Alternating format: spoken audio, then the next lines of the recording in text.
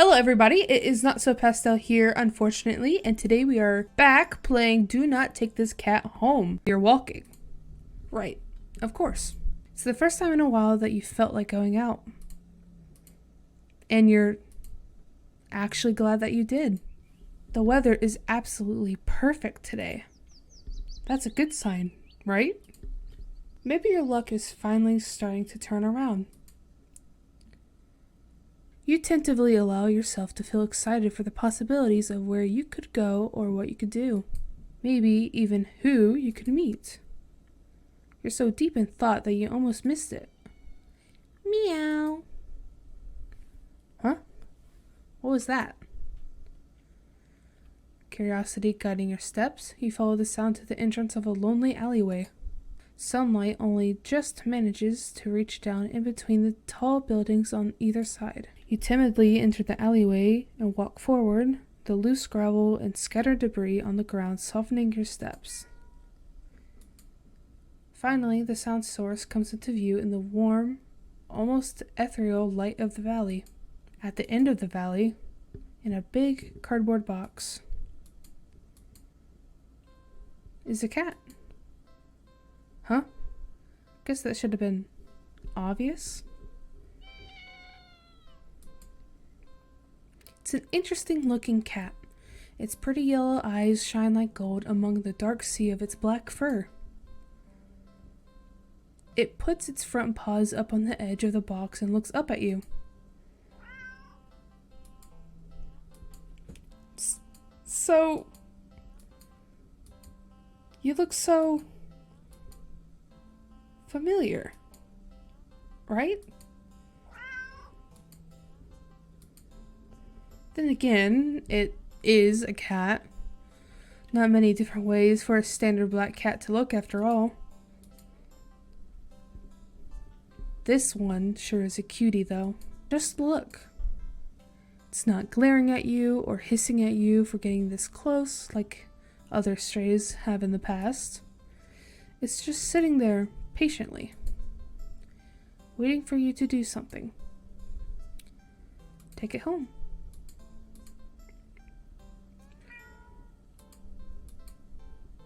Well, why not?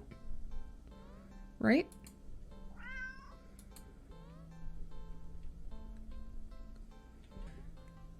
You barely reach out your arms before the cat eagerly leaps into them and climbs onto your shoulders.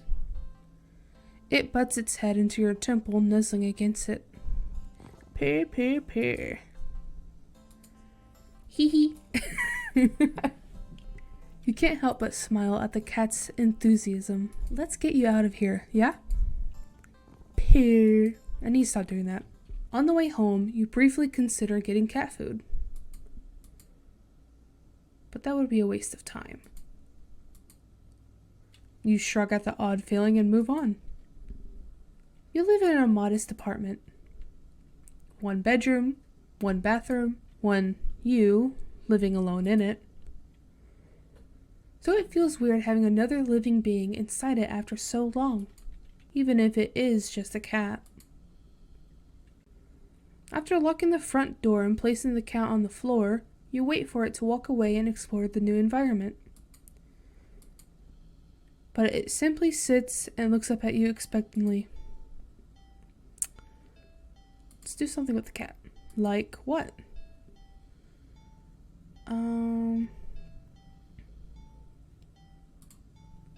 It's not every day you have access to a cute fluffy animal. What else is there to do but pet it to your heart's content? You sit on the floor in your living room and click your tongue to call the cat over. The cat dashes over to you, immediately climbing into your lap. Poor thing. You just want some attention, don't you? Hee hee. Alright, alright.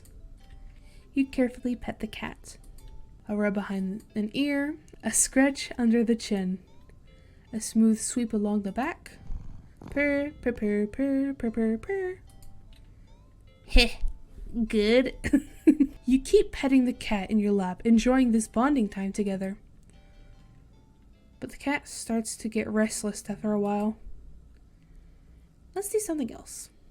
Let's play with the cat. Poor thing, it was probably bored stiff sitting in that old box all day.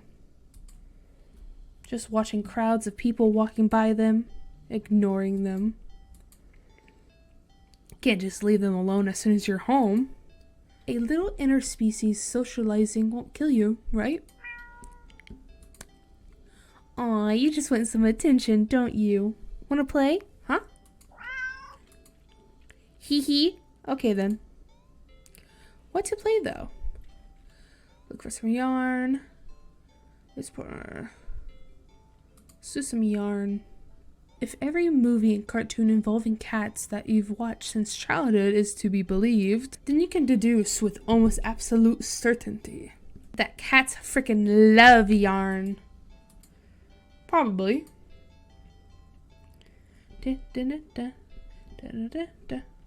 You unearth some from an old box in the hallway closet that's filled with knickknacks from various abandoned hobbies. You consider just handing the ball of bright red yarn over to the cat and supervising from the side, but that would defeat the idea of playing together, wouldn't it? You cut off a decent length of string from the ball of yarn and go back to the living room. It's gonna claw me! The cat is resting on the floor. It's not asleep, but when it looks up as you enter the living room, you feel like it could doze off right then and there. You'll fix that. That little squiggly line? Freaks me out. You smirk a little, confident with your surprise, and let the piece of yarn dangle just above the floor, pinched between your thumb and index finger. The sudden shift in the cat's demeanor makes your heart start to beat a little faster. Its posture has barely changed at all, just a subtle shift of the head and ears. A slight tension in the shoulders, a sharpness in the gaze as it locks onto the yarn dangling an inch above the floor. The cat could still pass as being almost relaxed, calm, and yet the air is thick with its eagerness to lunge forward, waiting for the right moment to strike. You feel like you've just witnessed the awakening of the perfect predator. You're almost afraid of what will happen once you make the first move. But it will be you who makes the first move. You take a deep breath. Relax your shoulders. And yoink! The cat had lunged the instant you wiggled the yarn, but you're faster. It completely misses as you flick your wrist, making the yarn recoil out of its reach like a terrified snake. Having overshot the landing in its eagerness, the cat stumbles and looks around as if shocked at its failed attack. You generously click your tongue to help reorient it. The cat whips its head around at the sound. You're slightly taken aback at the intensity of its stare on the yarn, but you persist. You wiggle the yarn again, encouragingly, and yes, maybe a little tauntingly. This time, the cat anticipates the yarn's upward dodge and leaps up to swipe at it. But you're already one step ahead, puppeting the yarn to dance gracefully out of reach once more. Hee hee, come on, you can do it! It's a little condescending, but you can't seem to help it. For some reason, it feels good knocking the feline down a peg or two. At least it seems to be enjoying itself. You hope, anyway. You keep going. The cat's movement has gotten more aggressive. It must be getting frustrated. You could swear it nearly took a shot at your eye the last time. It had jumped so high and erratically. You've been keeping the yarn in a constant motion, afraid to slow down. Your wrist is starting to get a little tired. The cat doesn't seem to be losing any energy though. It's like it's getting faster and faster.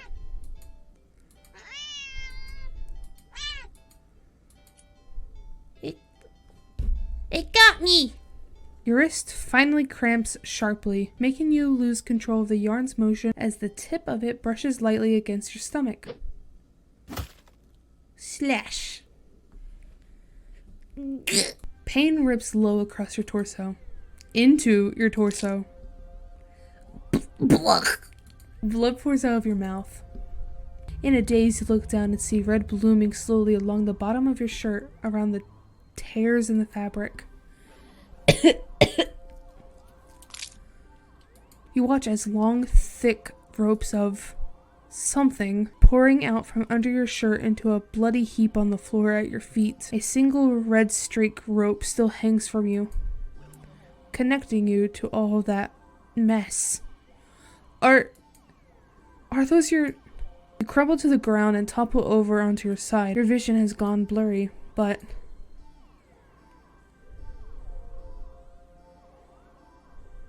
You can just make out the shape of something small and a deep inky black as it walks over and inspects your... Oh god, they're your intestines. Before it starts to giddily roll around in the mass of your bloody insides next to you. Darkness falls over you. The cat sounds happy. Nonsensically, you wonder where the yarn has gone, but there's really no need to worry about it. The cat seems content with the next best thing. Ending 11 at the end of your rope. Is it just me, or did that feel really quick? Anyways, guys, we got ending 11. Thank you so much for watching, and